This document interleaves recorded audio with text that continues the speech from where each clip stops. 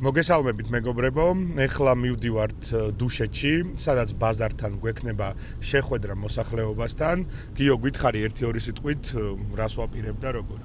დილამშვიდობის ყველას, მივდივართ ამჯერზე უკვე დუშეთში, რათა მოსახლეობას ვესაუბროთ კრწანისა და გონიოში დაგეგმილი დასახლებების შესახებ, ისევ და ისევ ჩაუტანოთ ჩვენი აზრები და ის ინფორმაცია, რაც მოპოვებული გვაქვს ინვესტორზე, ამ პროექტზე და რა მოლოდინები შეიძლება გქონდეს და დიდი სიხარულით გავიზიარებთ, მივიღებთ დამოკიდებულებას ხალხის მხრიდან უშუალოდ ამ პროექტთან დაკავშირებით და არა მარტო.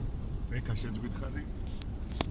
მოგესალმებით მეგობრებო, დღეს დუშეთში მივდივართ, როგორც ბიჭებმა აღნიშნეს, კონკრეტულ პროექტზე სასაუბროთ.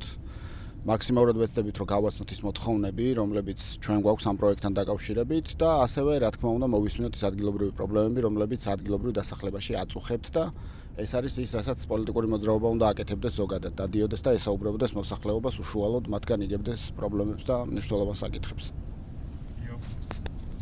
მოგესალმებით მეგობრებო, ხო, როგორც უკვე აღნიშნეთ, ანუ ჩვენი ქართული რესპუბლიკის ძალიან მნიშვნელოვანი მგონია, რომ ასე ხალხთან მქონდეს ხშირი კომუნიკაცია. და რა თქმა უნდა, კონკრეტულ პროექტზე ვესაუბრებით, თუმცა მათგანაც მოვისმენთ მათ კონკრეტულ პრობლემებს. შევხვდებით დუშეთის ბაზარზე.